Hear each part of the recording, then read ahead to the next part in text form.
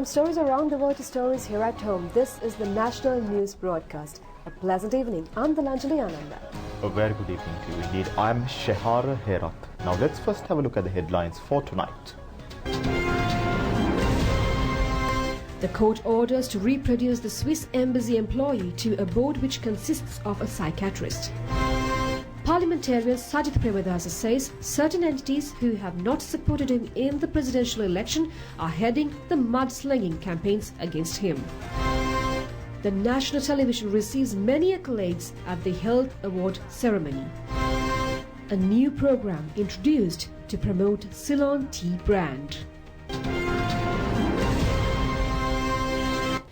And now a meeting was held between Prime Minister Mahinda Rajapaksa and the Government Medical Officers Association at the Temple Trees yesterday. The Prime Minister extended his gratitude to the GMOA for presenting their mandate directly while taking correct decisions when the previous government took unsuitable decisions on behalf of the country. A special focus was made on how children and elderly persons became prey to diabetes. Chairman of the Government Medical Officers Association, Specialist Dr. Anuruddha Padeniya, stated that a growth in the health sector can be observed with the inclusion of the proposals of the GMOA to the policy statement relevant to the health sector. Providing toxic-free food and reducing foreign exchange spent on importation of milk powder were also discussed during the meeting.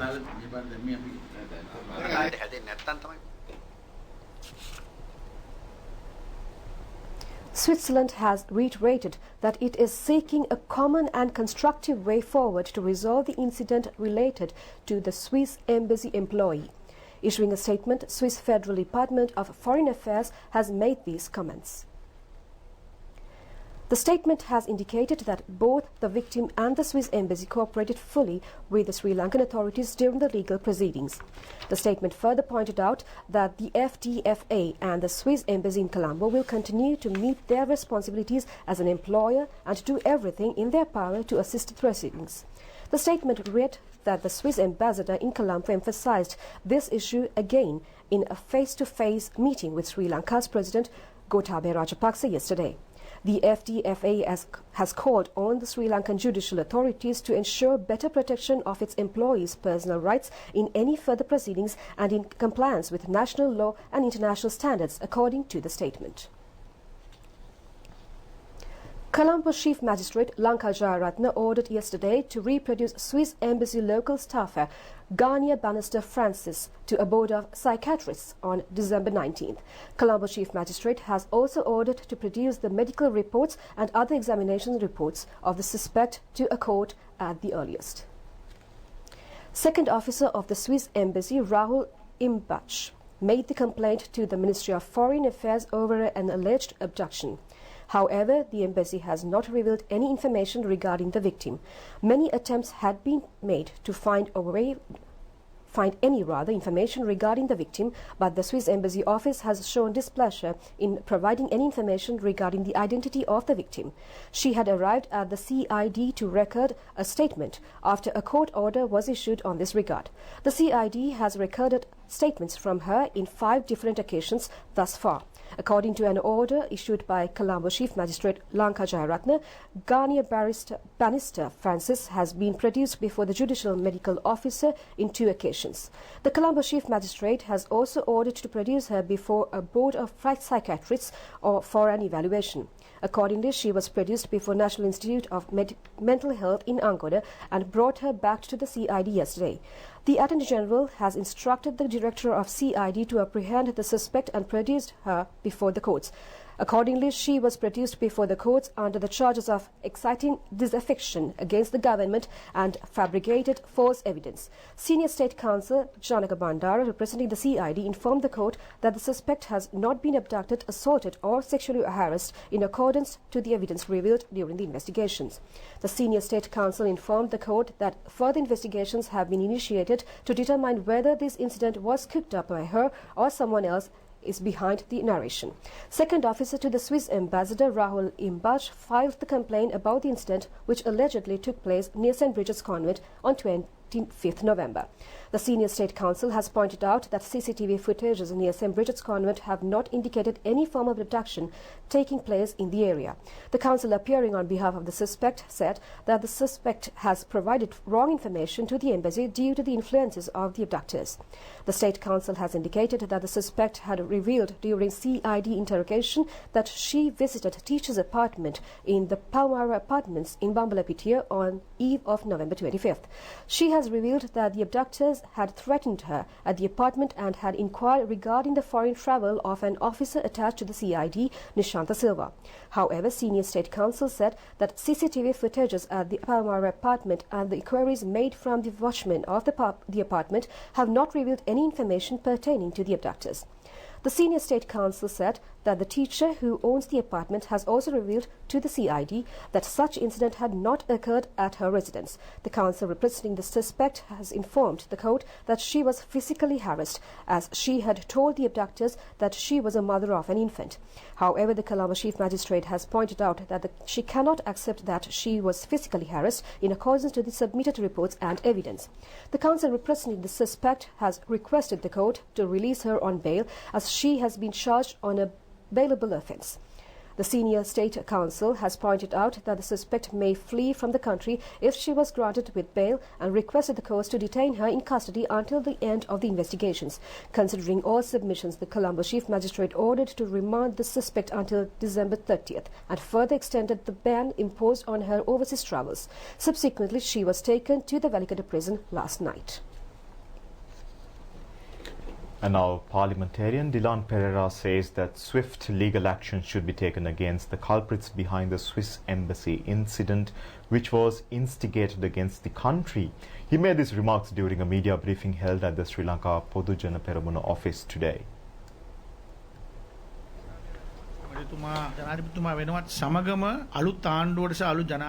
Parliamentarian Dilan Pereira stated that the first attempt of mudslinging campaign initiated against President Gotabaya Rajapaksa has failed.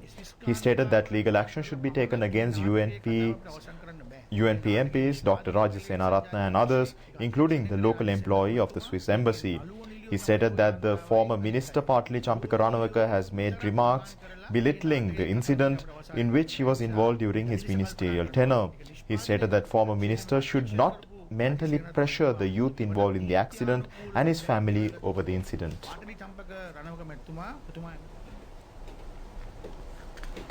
And now the government has taken steps to direct attention over the process to amend the Presidential Election Act, considering the proposals presented to amend the election law. A meeting on this regard was held under the patronage of Minister Nimal Siripala de Silva at the Ministry Auditorium today. Representatives and officials from the Attorney General's Department, Election Commission and Ministry of Justice were present for the meeting. The minister informed them to present proposals regarding the steps to be taken for relevant proceedings, and additional expenditure had to be borne due to the increased number of contestants at the recently concluded presidential election. Attention was also drawn on the inconvenience caused on the voters and other parties involved in the election process due to this issue. Majority of presidential contestants were unable to secure at least 0.1% of votes at the election. Also, attention was directed to remove all legal barriers to conduct the Provincial Council election and to present suitable amendments to the electoral process during the meeting.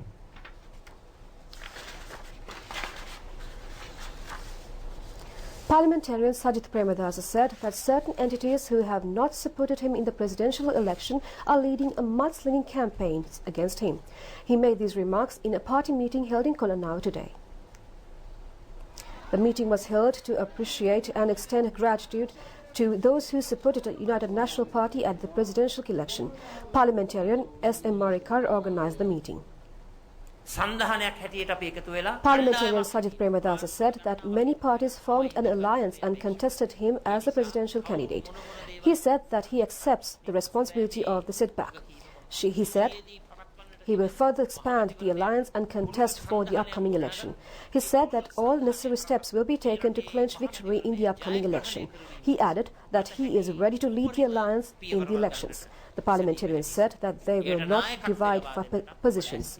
He said that the majority of 6.9 million people approved the policy statement of the winning party. He said that mudslinging campaigns cannot bring their morale down as a prepare for the upcoming election. Now it has been revealed that the persons who were brought before a media briefing over the white van incidents by former Minister Dr. Rajitha Senaratne have already been charged with serious criminal allegations. It has also been revealed that they have been charged under many allegations, including alleged murders, robberies, and other offences which have occurred since 2002. During the recent presidential election period, 2 persons claiming to be involved in the white van incidents were brought before a media briefing by former Minister Dr. Rajitha Senaratne. Suspects Sarath Kumara and Sanjeeva Madanayaka were taken into custody on the 13th of December in Mahara area. The suspects were ordered to be remanded till the 27th of December when they were produced before courts. State Minister Lakshmanya Pabewardena stated that majority of information related to the white van incident had been revealed. He stated that suspects have revealed that they acquired 2 million rupees from the chairman of the State Pharmaceutical Corporation. He stated that they have robbed 2 million rupees while the money was delivered from a private bank in Kotahena on the 5th of April 2013. He also stated that close to a sum of 1 million rupees were robbed and the money was delivered from a private bank on April 5th, 2013 after stabbing a person. He stated that they have also robbed a sum of 7.5 million rupees from a factory owner in Jaila at gunpoint in 2013. He stated that there are more than 30 million rupees worth foreign exchange and jewellery which were robbed from a shop in Colombo Fort. He added that they have been involved in murder incidents occurred at Bellangvilla Temple, and they were also involved in an alleged abduction and murder of a drug dealer, Atula, and this is shouldering the responsibility of the security forces. The State Minister stated that the persons involved in such incidents were brought before the media recently. He stated that evidence has been recorded by the CID revealing that chairman of the State Pharmaceutical Corporation has given a sum of 2 million rupees, and more revelations of this regard will be made in the future. Archbishop of Colombo, His Eminence Malcolm Cardinal Ranjit, says that the media has a responsibility to prevent division among the people. The Archbishop of Colombo emphasized that the social media platforms cannot escape this responsibility as well. Archbishop of Colombo, His Eminence Malcolm Cardinal Ranjit, made these remarks while addressing the 150th anniversary ceremony of the Catholic weekly newspaper, The Messenger. We Remember, We Celebrate. The anniversary program was held yesterday at the Archbishop's House Auditorium. The event was held under the patronage of His Eminence Malcolm Cardinal Ranjit. The ceremony comprised performances by internationally acclaimed opera singer Kishani Jayasinghe and prominent choirs in the country. Performances, I should add, I had the press to distribute the souvenirs.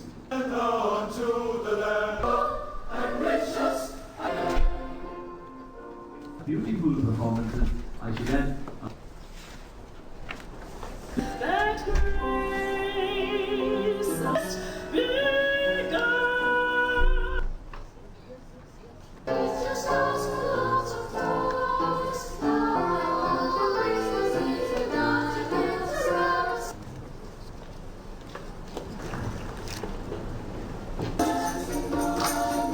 The choir of the Peradeniya singers.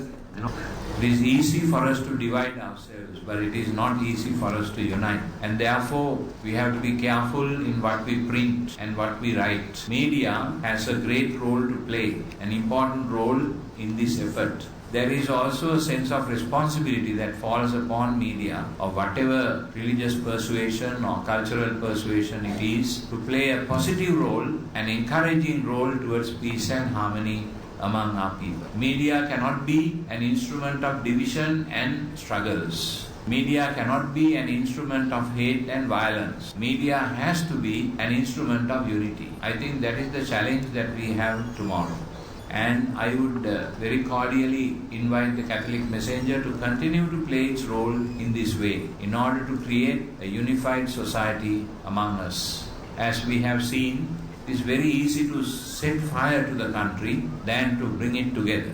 The more difficult task is to bring it together in understanding and harmony between the different cultural and religious and social groups that exist among us. An important aspect of that is also the struggle for justice and for equality, the struggle to create a just society, transparent society, a society that is united. And I think that we have to play a role in this, our paper.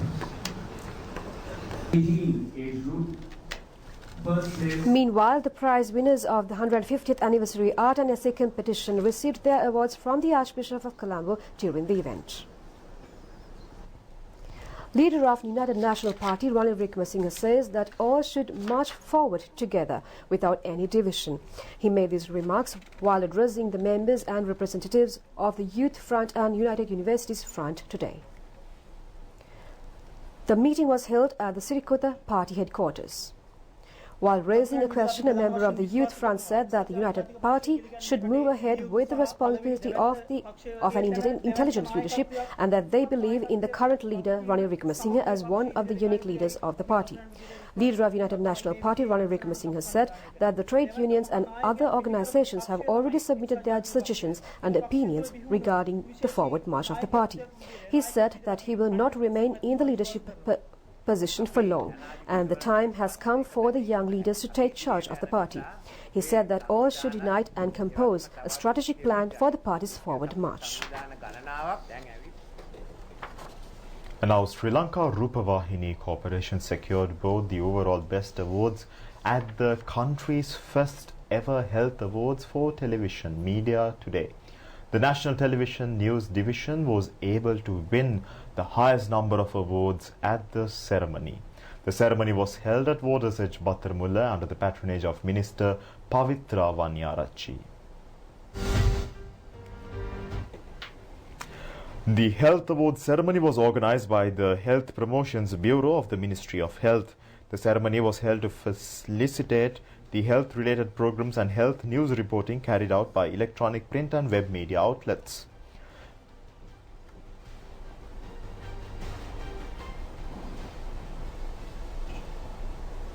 The overall Best Health Program of the Year award was won by Sandhya Vasantham of the National Television for Aibo Veva program. National Television's Nishadi Bandaranaike won the overall Best Health News Reporting of the Year award. The best award for health news reporting was won by Anoma Veerasekara of the National Television.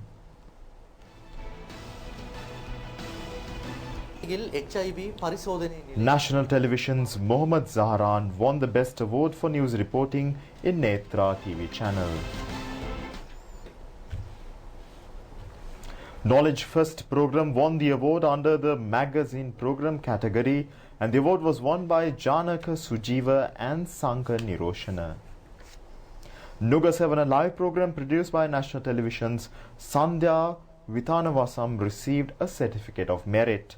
Addressing the gathering, Minister Pavitravani Arachi stated that the incumbent government will commit to create a healthy nation as mentioned in the policy statement of the government. Sri Lanka's Dilukha Rajapaksa clinched the 2019 Mr. Universe Noble King crown recently. Sri Lanka has now managed to win the crowns of Mrs. World, Mrs. Asia International and Mr. Universe Noble King International pageants in the recent times. Mr. Universe Noble King 2019 is Mr. Sri Lanka. The finals of Mr. World Noble King 2019 pageant was held in Philippines recently. The crowns were awarded under Mr. World Noble King, Mr. Universe Noble King and Mr. International Noble King categories. Representing the modelling field in Sri Lanka, Dilukha Rajapaksa managed to win Mr. Universe Noble King crown at the finals. He also managed to win the Best in Talent subcategory as well. Competitors from more than 25 countries took part in the Mr. World Noble King 2019 pageant. The national director and coach of the pageant is Rukma Senanayaka.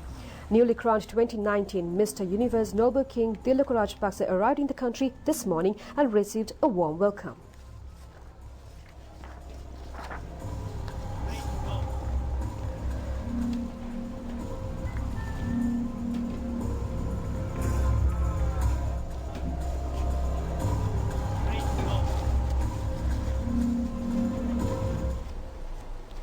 And now the government has taken steps to introduce a project to provide financial assistance worth 1 million rupees an acre for tea cultivators in the country. The project expects to increase the tea leaves harvest from 350 kilograms to 1,000 kilograms per acre. The project was launched in line with the World Tea Day. The project was initiated in Hammelia in Baddegama in Galle, and the project was also initiated under the patronage of Minister Ramesh Patirana and State Minister Kanchana Wijayasekara. Under the new project, a direct water supply for the tea plantation will be provided through a drip irrigation system, and facilities to provide liquid fertilizer has also been introduced. The project also expects to reduce the cost of labour by 50%. Minister Ramesh Patirana and stated that the necessary program is currently in progress to streamline the tea production in the country and to bring Ceylon tea to the international market. The government has taken steps to initiate many special programs to further uplift the educational sector in the country. The government is also set to obtain the assistance of the government of China on this regard. Minister Bandla Gunawardena and Ambassador of China to Sri Lanka, Shen Shuang, held a meeting to discuss on this matter today. The meeting was held at the Chinese embassy premises. Discussions were held on acquiring assistance from the government of China for the educational programs as mentioned in the policy manifesto of President Gotabaya Rajapaksa. The attention was drawn on many proposed initiatives, including the exchange programs for teachers and students in universities and technical institutes in China and scholarship programs during the meeting.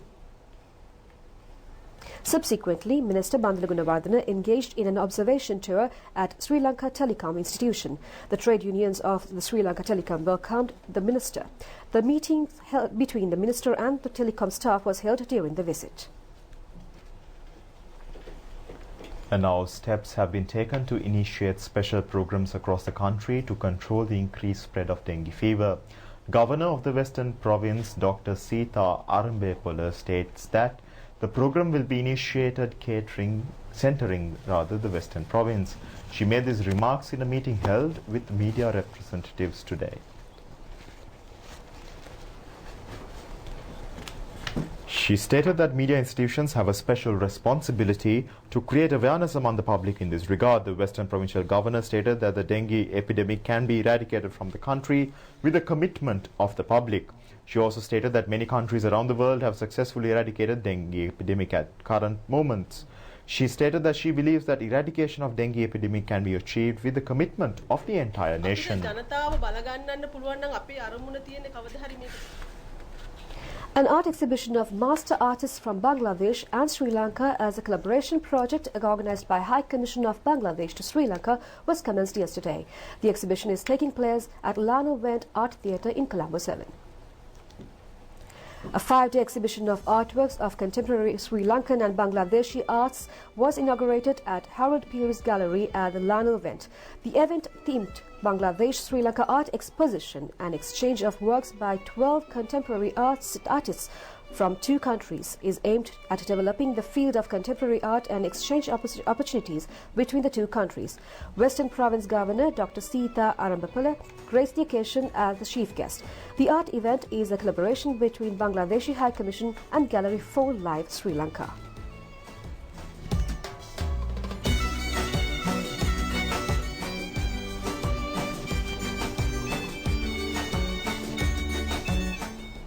This is a special day for us because it's called the Victory of Bangladesh. For 8 years back, on this day Bangladesh was born.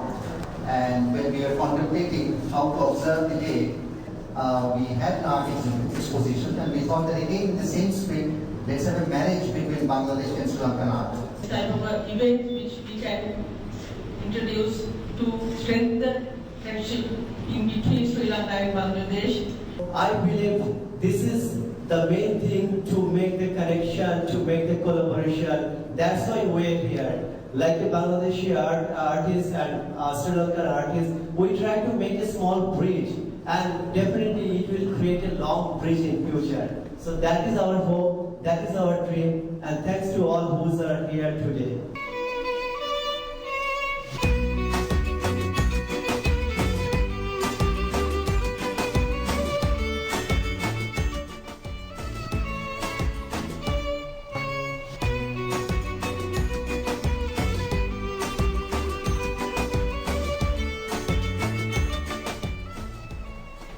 And now moving on to the stock update. The All Shares Price Index closed at 6,062.33 points, also increased rather by 5.33 points, and the S&P SL20 index closed at 2,945.29 points, also increased by 9.12 points at the end of trading in the Colombo Stock Exchange today.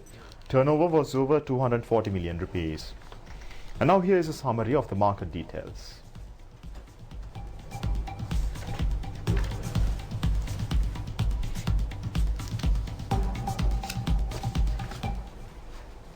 An increased contribution has been rendered by the youth for the urban beautification program initiated across the country. A large-scale painting has been drawn at Katugastata in Kandy depicting the historic Kandy city. The height of the painting is at 44 feet with a width of 60 feet.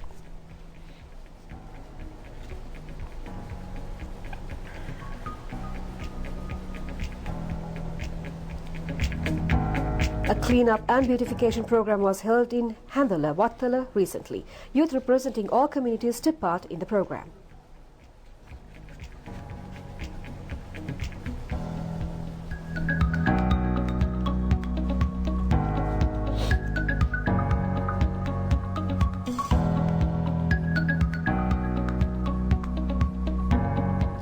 Protective side wall near Hatton Norwood Police Station has been painted in white in order to make paintings upon the wall. However, a group of people has sabotaged this act by painting it over with black paint.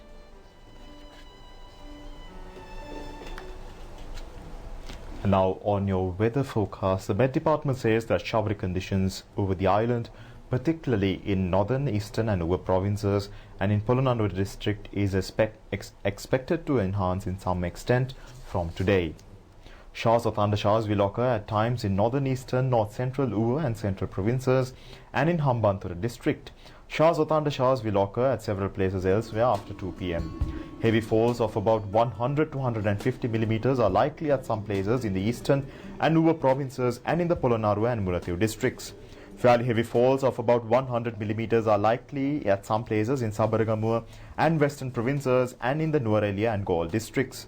Wind speed can be increased up to 50 kilometers per hour at times in the north central, northwestern, central and Uva provinces and in the Hambantota district. Misty conditions can be expected at some places in the western and Sabaragamuwa provinces during the morning. And now with that we conclude tonight's news live on Channel Live. We will join you at tomorrow at the very same time. Good night.